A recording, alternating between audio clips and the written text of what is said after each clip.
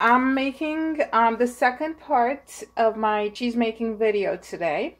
Last week I made the first part, in which I showed how I milk my cows, and today I'm gonna show in broad terms the process that I use to make cheese.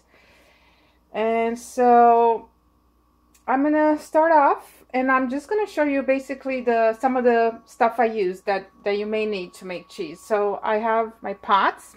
This is a double boiler, so this pot goes into the bigger pot. So this is a really good investment.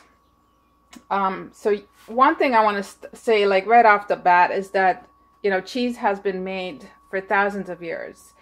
And there's no need to feel intimidated by anything in cheese making. People used to make it on top of mountains, and you don't need fancy equipment. You really could do it with almost anything in almost any situation. So, start with that in mind. I mean, I do, myself, I did buy some equipment, but I'm not going crazy. I'm not spending tons of money, and I was intimidated by cheese making at first, and then I realized that it doesn't have to be this industrialized, highly rigorous, regulated process. It's more of an art, really, although there is a lot of fascinating science to it. So anyway, before I go on too long with this, which I really could actually, let me get back to the stuff that I'm using, and keeping in mind that you don't need to go out and spend tons of money. Of course, you can use any pot to make cheese. So the other thing I use, of course, the milk, critical, good quality milk. I get it from my own cows, but you could definitely go out and buy good quality raw milk or pasteurized milk. Do not try to make cheese with ultra pasteurized milk. I am not speaking from my own experience because I've never bought ultra pasteurized milk, but all the books that I've read basically say you should not try with ultra pasteurized because it will not come out. So I'm just passing along that information. What else do I use? Cultures. So this is starting culture. Today I'm going to make a feta cheese, and this is the culture I'm using. And lipase, which is an enzyme. You don't need it. This is just slight alteration and taste for the feta, but you definitely don't need this. And rennet you do need. Rennet is what makes cheese, what makes the milk coagulate into cheese. You do need this. You can, all this stuff you can buy online, or some of the food co-ops around here where I live in Mansfield, they sell it too. So, and a cheese thermometer I have. Again, think about hundreds or thousands of years ago, the shepherds on top of the mountain, they didn't have any of this. They had a pot and their good milk, and they made amazing cheese. So always. All right, so let me move on to the materials. The references that I use. Just wanted to give you an idea. So this book right here, The Cheesemaker's Manual by Margaret Peters, is my main book. This is what I kind of baseline myself on. So I'll use her recipes. Like today, I'm going to use this feta recipe here. I use those recipes kind of as a starting point, and then a lot of times, based on my experience and the taste and how it comes out, I'll modify, but it's good to have a baseline to start off of. All right, then another very good book that I like, The Art of Natural Cheesemaking by David Asher. This guy is definitely a rebel, does not believe in any kind of regulated cheese making process. So, you got to read it. Keeping, sorry, I had to leave off for a little bit there to listen to a phone message. But anyway, so this guy, David Asher, he is pretty much counterculture. And there's a lot of very, very useful information in this book, especially if you're trying to come to cheese making from an angle of you wanting to make it as natural and as bare bones as possible. He will have a lot of interesting, good information in this book. The Fabrication of Farmstead Goat Cheese by this French author, Jean-Claude Lejeune, is also excellent. It doesn't matter that it's goat cheese. To me, cheese is cheese, and the information in here is definitely applicable to any milk cheese, any cheese that you make out of any milk. And finally, this book in Romanian. I bought this in Romania. It's actually written by, I think the authors are from Austria, and they talk about traditional cheese making in the Alps, and just amazing book. If you can read Romanian, or if you can find it in, I don't know, German or in English, I'm not sure, just look at the authors right here, and you may want to look into it if you're interested at all in artisanal cheese making with traditional methods. This is an excellent resource book. All right. So let me see. All right. So let me go through, just quickly kind of delineate the process. So cheese making is really not hard. What it is tedious and time consuming. So when I make feta, it will take me like a good, I don't know, even half a day, I would say. And the same thing with the other hard cheeses I make. I'm really into hard cheeses. I don't make a lot of soft cheeses, but I love my hard cheeses. So it's just a tedious process, but it's not difficult. Basically, a lot of the steps are the same in all the cheese making that I do. So for instance, if I look here at this feta, so the first step is always to warm the milk to a certain temperature, which will vary depending on the type of cheese. Then you add your cultures, your starting cultures, which again vary on the kind of cheese. It could be a culture that you buy online or from a store. It could be kefir or sour milk or whatever your culture is, you have to add it. The third step is waiting for the culture to ripen the milk. Eventually, you then add rennet to coagulate the milk. Then you have to wait again. And then once the milk is coagulated, and again, keep in mind, this is for hard cheeses I'm talking about, semi-hard and hard. Once the milk is coagulated, you usually have to cut the curd and cook the curd, then drain the curd and mold the curd, put it into a mold to form. And speaking of putting it into a mold and pressing, I wanted to show you this really cool press I have. This is a cheese press. It's an antique. I think it's at least 200 years old. We actually found it in this house, which is a house from the 1800s that we live in. And we found it in this house. Obviously had been used by the people, the old timers who lived here. And it's still in great shape. It works really well. You can apply thousands of pounds of pressure to your cheese.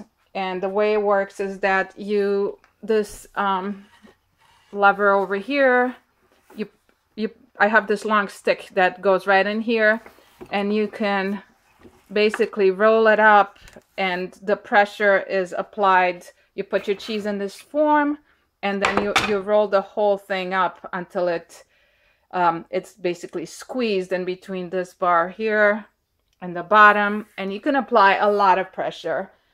It's really cool, and I'm just really, it was kind of funny that it just happened to be here. I think these things cost a lot of money now if you wanted one like that. All right, so I'm gonna start off my process, and I'll show you different various stages along. So I warmed up the milk to about 86 degrees Fahrenheit. Actually, mine Went a little over that, but I'm not too worried about it. And here are my empty milk bottles. And here's my milk that is now warm. And then I added my starting culture. And soon you can see kind of like the top of the milk is a little bit speckled. That's because the culture's on it.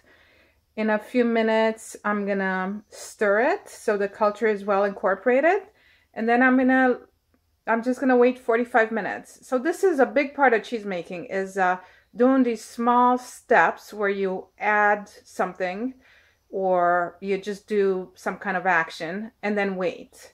That's why it takes so long. Like I was saying before, you know, sometimes it could take up to half a day, and it's not that is difficult. It's more that it needs tending and it needs you to be kind of on top of it. So I try to plan other things that I have to do in the kitchen or even outside, but you don't want to lose track of it, because it does make a difference. You know, if it says, if the recipe says to leave the culture for 45 minutes and you go away and come back after an hour and a half, it's gonna definitely make a difference. Your milk will be maybe too acidic, you know, so you wanna kind of stick to the basic recipe, at least until you start to get a sense of things for yourself. And then you can start playing with it if you want to. And since we're talking about culture, you know, I wanted to also show you here, I got my yogurt. So culture, what culture is really, here's my yogurt. Oh, hold on just a second. Let me pull this. I got my yogurt maker, I mean. And to make yogurt, basically all I did is I took my raw milk and I added culture. In this case, being my culture was just some older yogurt that I had. So what culture is just beneficial bacteria, which when you add to the milk, it will kind of transform that milk. It will take over the other bacteria that are in the milk, most of which, if your milk is clean, should be beneficial. But your starter culture will basically take over and convert your milk into whatever it is that you're making, yogurt or kefir or cheese. And so it's a really, to me, very cool process, biological process, and you can get into the microbiology of it. It's really fascinating how it works, and it's also very artistic, because you're working with these live creatures that are converting your food, and you can really, you know, try to change the process and make small changes and see what happens. So it's I think it's really interesting. All right, so now I'm gonna wait 45 minutes for this milk right here to ripen, and then what I'm gonna do is add rennet. And let me show you my rennet. So rennet, again, I bought it just for convenience. You can make your own rennet using animal product. Traditionally, rennet is made out of calf's stomach. So when a calf drinks its mother's milk, the stomach has certain, I think there are enzymes, I'm not sure, but certain biological agents in there, biological chemical agents that will curdle the milk. So that's what rennet was traditionally made from, and it still is today, actually. But you can find all kinds of rennet out there. You can find vegetarian rennet if you don't want to have any animal rennet. So, and it's easy to find, you know, online. Yeah, I buy this at the store, the food co-op in New London, Connecticut. All right, so once I add this rennet, again, I'm gonna have to wait 45 minutes. All right, so I'm gonna leave off here, and I'll see you at the next. So we're at the point right now where we have to add the rennet and the lipase, and I'm gonna show you here my rennet, store-bought. but you can make your own. And lipase, like I was saying before, lipase is a natural enzyme that you can add to make your feta a little bit sharper tasting, but you definitely don't have to add it. I've made feta without it, and it's great. And so, and when I run out, a lot of times I just, I forget to reorder and I make feta without it and it's fine. So this is the lipase. I'm just adding it to the milk. And I get my rennet. Everything's dissolved in water. And I'm going to add this to the milk. And now I'm going to stir everything really well so it gets incorporated. And then I'm going to let it sit in a place where it's not going to be shaken or moved for another, in this case, for this cheese, it needs about 40 to 45 minutes.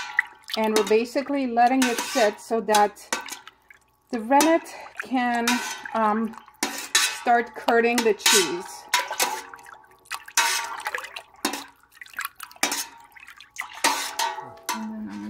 All right, so now we're going to test the curd. The milk sat for about 45 minutes. So I'm going to cut the curd a little bit, push it to the side, and it looks really good. So the curd is all set. So what I'm going to do right now is I am going to cut the curd. So I'm using my regular kitchen knife, and I'm cutting the curd. And for different cheeses, the curd size needs to be different. And for this feta cheese, I'm cutting about ½ inch. I'm gonna make cubes about ½ inch on each side. For different cheeses, you may have to make the curds bigger or smaller. Your recipe will tell you what size, and then also your experience will show if you need to cut them larger or smaller. But so basically, I'm gonna cut this curd. I'm going to cut it in all this direction like this, and then perpendicular to it. And then what I'm going to do is take my pot and put it back on the stove. And I'm going to start very gently at first, and then a little bit more vigorously to stir the curd and basically cook it. I'm going to try to keep my temperature around 86 to 90 degrees for this cheese. For other cheeses, it will be different, so you need to check your recipe. So I finished in that direction, and now I'm going to start cutting the curd perpendicular. And so I was talking about cooking the curd. So you'll need to cook it for a specific amount of time. For this cheese, I think it's about 20 minutes. And at a specific temperature. So you do need to kind of keep track of that. You don't want to be overcooking it or undercooking it, but your recipe should basically tell you all that. All right, so this is, so I've made 2 cuts basically perpendicular to each other, and now I'm gonna make the final cut, kind of basically trying to cut with inside the columns that I've made. All right, so this is when I'm stirring the curd. I'm cooking and stirring the curd. So it's just really simple. You know, you just want to gently stir them. And at the same time, I have my stove on low. And I'm keeping an eye on the temperature. So I want the temperature to be around 86 degrees. So right now, it's only around 80. So I'm going to keep the heat on until I reach 86 degrees. And then I'm going to turn it off. And the curds should hold the heat for a little bit. So you want to just keep an eye on that. And also keep an eye on the time. So I got my timer going over here. It's for feta, you're stirring for about 20 minutes. For other cheeses like Parmesan, you know, it's a lot longer. So you want to, whatever, be comfortable, whatever you need to do, because you don't want to leave it. The curds will mat together, and then you kind of have a mess. So for feta, you can take little breaks. You know, you can maybe walk away and, you know, 1 or 2 minute breaks, but you don't want to leave it unattended. All right, so I'm done with the curds, cooking them. And I just wanted to show you what they look like at the end. So they're mostly smaller and they're a lot firmer than when I first cut them. So now what I'm going to do is I'm going to give them a few minutes to rest at the bottom. They're going to all go to the bottom of the pot. And then I'm going to drain them in a colander. Let me see, I have my colander right here. I'm going to drain them and I will show you what that looks like. All right, so what I did is I transferred the curds from my pot into this colander and basically draining them. So I'm getting the curds, and then I have right in here the whey draining. And by the way, the whey is really nutritious. So you can do all kinds of things with it. If you have a garden, it's very, very good for the garden. You can dilute it with water. I don't know, maybe 5-to-1, 10-to-1, something like that. And you can put it on your garden. If you have pigs, you can feed it to them. If you bake, you can use it in baking or any kind of cooking. So that's, you know, don't throw it away. You can use it. You can actually even, I think, make like beauty washes and stuff like that. I'm not too familiar with that, but you can do stuff for your skin.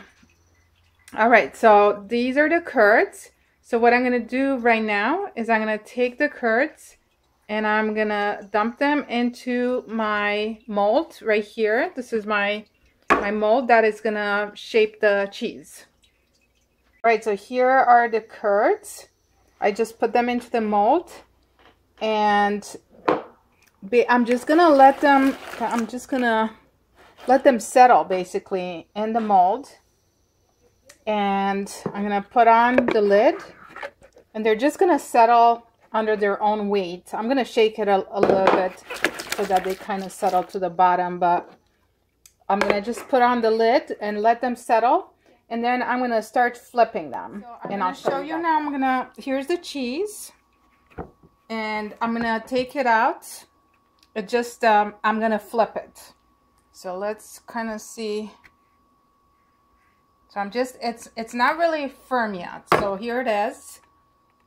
And I'm going to flip it so it evens out on the other side as well and put it back in the form. All right, perfect. And I put the lid back on it. And I also wanted to show you a little bit. Here is the final product. So here's my feta that I made last week. And it came out really good. So this is the final product. This is obviously just part of the wheel. Because what you're going to end up doing after, you're basically going to, right now we're almost done. So you're going to keep flipping this cheese every few hours for a total of like 6 to 8 hours. And once you're done with that, you're going to take it out of the form and you're going to put it into a brine, which is just water with salt. So this right here is in a brine. So you're going to put it in a brine and you're going to leave it in there for until you're done eating it. I brine it for 3 days, approximately 3 days on the countertop, so you don't have to put it in the fridge. But after those initial 3 days, I do put it in the fridge. So I think you're done. We're done. You know, I think I've pretty much gone through the whole process. And I hope you found something useful in this video. And thank you for watching.